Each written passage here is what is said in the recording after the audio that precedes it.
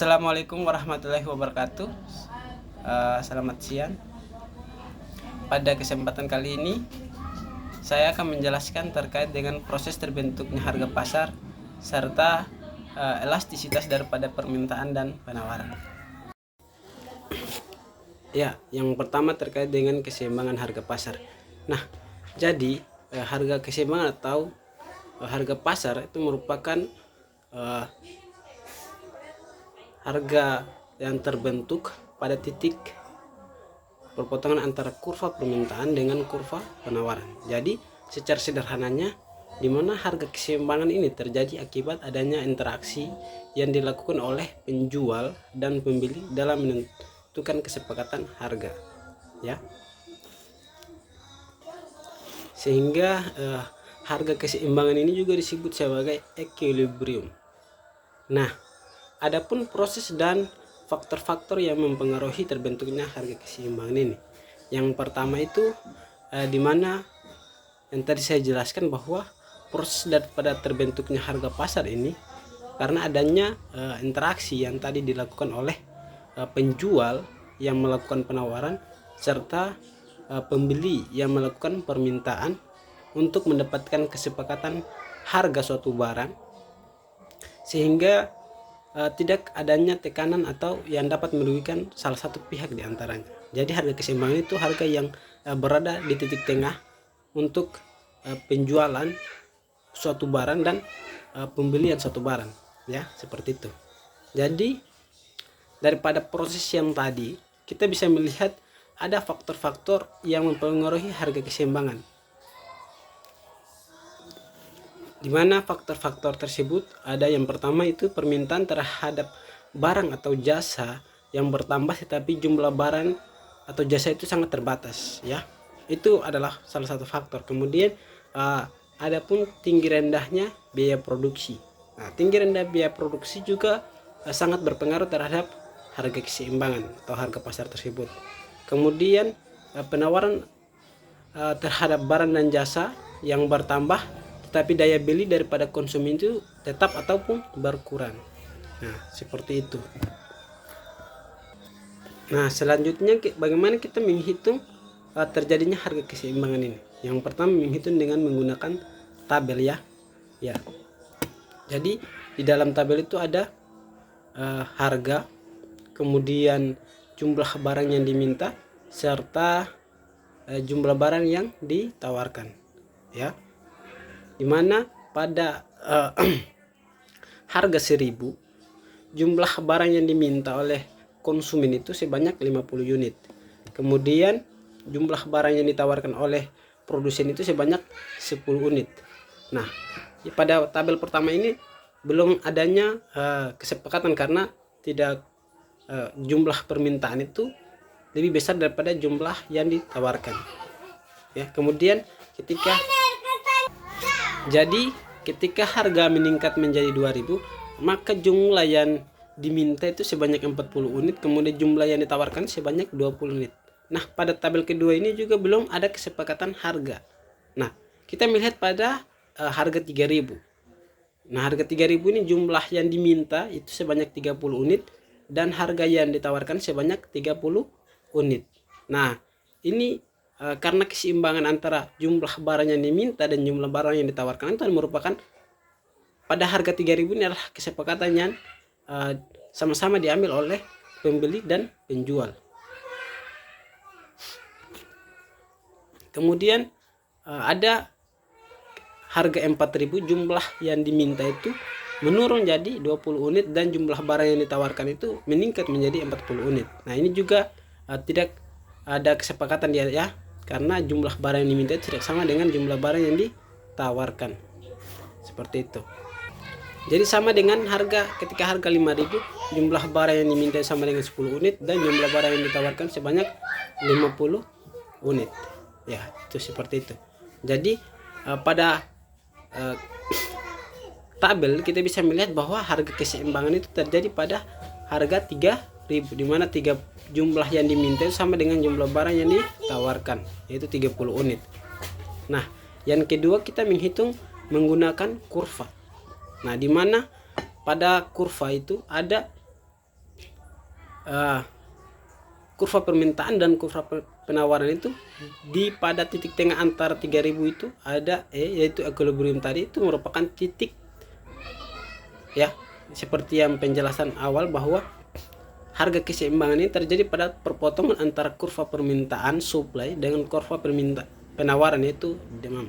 Nah, pada titik tengah inilah yang disebut sebagai harga keseimbangan. Ini harga yang tadi pada tabel itu 3000 dan jumlah barang yang ditawarkan dan dimintai sebenarnya 30 unit.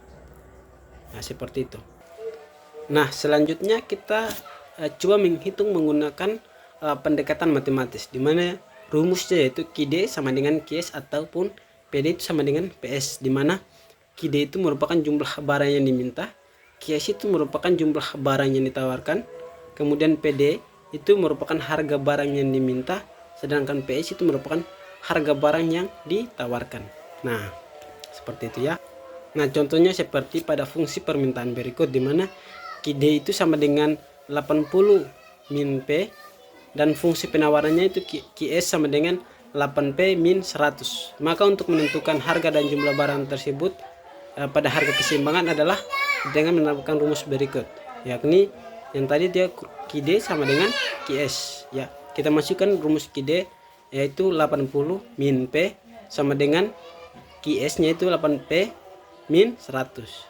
Nah, untuk yang pertama ini kita menjumlahkan angka yang bervariabel, di mana P itu 80 min P kita pindahkan, kemudian kita tambahkan dengan 8P ya, sama dengan 100 ditambah dengan 80. Jadi min P ditambah 8P sama dengan min 9P ya. Kemudian 100 ditambah 80 sama dengan 180.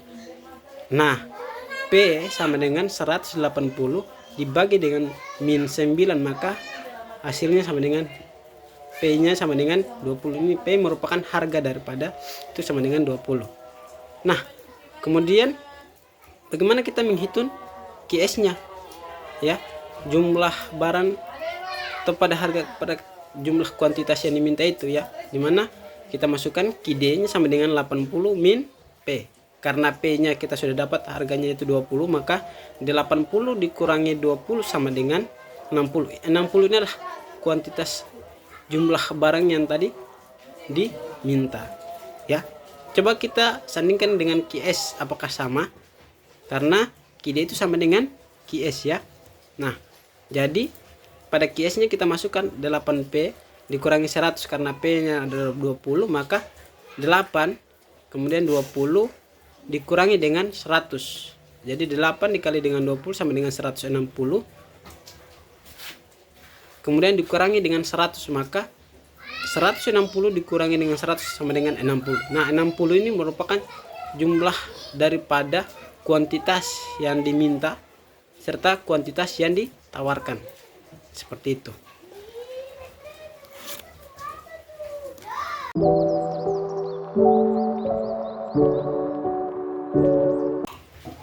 Nah, selanjutnya kita masuk pada elastisitas. Jadi elastisitas itu adalah pengaruh terhadap pengaruh harga terhadap jumlah barang yang diminta atau jumlah barang yang ditawarkan. Nah, jadi dengan sederhananya begini, elastisitas itu merupakan tingkat kepekaan atau perubahan suatu gejala ekonomi terhadap perubahan gejala ekonomi lainnya. Nah, seperti itu ya. Jadi selanjutnya elastisitas permintaan dan elastisitas penawaran. Nah, apa yang dimaksud dengan elastisitas permintaan? Nah, di mana elastisitas permintaan itu merupakan pengaruh perubahan harga terhadap besar kecilnya jumlah barang yang diminta atau tingkat kepekaan perubahan jumlah barang yang diminta terhadap perubahan harga. Nah, sedangkan elastisitas penawaran itu merupakan pengaruh perubahan harga terhadap besar kecilnya jumlah barang yang ditawarkan atau tingkat kepekaan jumlah barang yang ditawarkan terhadap perubahan harga. Jadi, di mana elastisitas permintaan itu membahas terkait dengan tingkat kepekaan jumlah barang yang diminta terhadap perubahan harga, sedangkan elastisitas penawaran itu menunjukkan tingkat kepekaan jumlah barang yang ditawarkan akibat perubahan harga ya, seperti itu. Selanjutnya kita menghitung koefisien daripada elastisitas permintaan dan elastisitas penawaran, di mana pada rumus koefisien elastisitas permintaan itu, di mana ED itu sama dengan delta Q atau selisih delta Q dibagi dengan delta P dikali dengan P per Q. Ya, keterangannya ED itu sama dengan koefisien elastisitas permintaan, kemudian delta Q itu merupakan perubahan kuantitas jumlah barang yang diminta, kemudian delta P itu merupakan perubahan harga, P itu harga awal, dan Q merupakan kuantitas awal yang diminta. Nah, sama dengan penawaran, di mana rumusnya itu ES sama dengan delta Q dibagi dengan delta P dikali dengan P per Q. Jadi rumus daripada koefisien elastisitas permintaan dan penawaran ini sama, ya, seperti itu, di mana ES merupakan koefisien daripada elastisitas penawaran, kemudian delta Q merupakan persentase perubahan kuantitas yang ditawarkan, kemudian delta P persentase perubahan harga, P itu merupakan harga awal, dan Q itu merupakan kuantitas awal yang ditawarkan. Nah, seperti itu. Sekarang kita menghitung bagaimana koefisien elastisitas permintaan dan penawaran tadi, ya. Dimana pada contohnya, hitunglah koefisien elastisitas dari data harga dan kuantitas permintaan berikut. Dimana ada harga, yakni ada 5.000 dan 4.000. Kemudian ada kuantitas yang diminta, yakni 10 unit dan 14 unit. Jawabannya kita masukkan ED sama dengan delta Q per delta P dikali dengan P per Q. Nah, dimana delta Q ini kan merupakan kuantitas awal yang merupakan selisih daripada persentase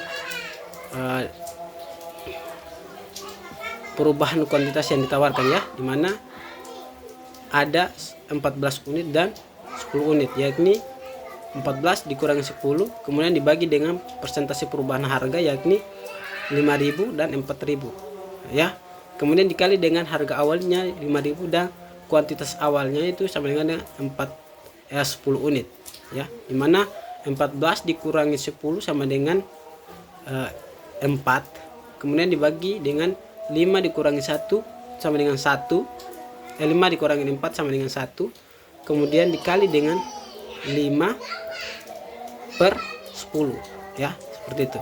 Jadi 4 dikali 5 sama dengan 20, 1 dikali 10 sama dengan 10, jadi 20 dibagi 10 sama dengan 2. Nah, seperti itu, ya. Kemudian teman-teman bisa melihat daripada perhitungan koefisien tadi, kita bisa melihat ada jenis-jenis daripada elastisitas, ya. Yang pertama itu permintaan atau penawaran yang bersifat elastis. Nah, dimana E-nya itu sama lebih daripada 1, ya. Pada permintaan atau penawaran bersifat elastis ini, dimana persentase perubahan kuantitas jumlah barang yang diminta atau yang ditawarkan itu lebih dari pada persentase perubahan harga, ya. Teman-teman bisa melihat pada kurva di mana ada permintaan elastis, di mana delta Q itu lebih daripada delta P. Penawaran pun sama, jadi delta Q itu lebih daripada delta P. Nah, kemudian ada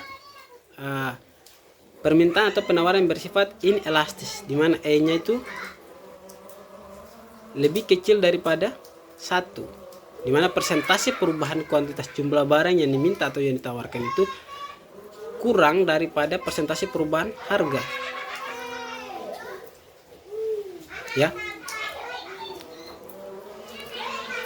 Dimana ada, teman-teman bisa melihat daripada permintaan inelastis itu delta Q kurang daripada delta P, sama dengan penawaran inelastis, yakni delta Q kurang daripada delta P, ya, seperti itu. Kemudian selanjutnya ada permintaan atau penawaran bersifat uniter, yakni E-nya sama dengan 1, di mana persentase perubahan kuantitas jumlah barang yang diminta dan ditawarkan itu sama dengan persentase perubahan harga, ya, seperti itu, di mana delta Q-nya sama dengan delta P, ya. Delta Q pada penawaran dan permintaan itu sama. Kemudian yang Selanjutnya itu penawaran atau permintaan yang bersifat elastis sempurna, di mana E-nya sama dengan tak terhingga. Nah, seperti itu. Teman-teman bisa melihat pada kurvanya. Dan yang terakhir itu permintaan dan penawaran yang bersifat inelastis sempurna, di mana E-nya itu sama dengan 0. Di mana persentase permintaan dan penawaran ini merupakan kebalikan daripada permintaan dan penawaran yang tadi, elastis sempurna tadi ya. Seperti itu. Nah, mungkin daripada pembahasan saya pada video pembelajaran kita pada hari ini cukup sekian. Sekian dan terima kasih.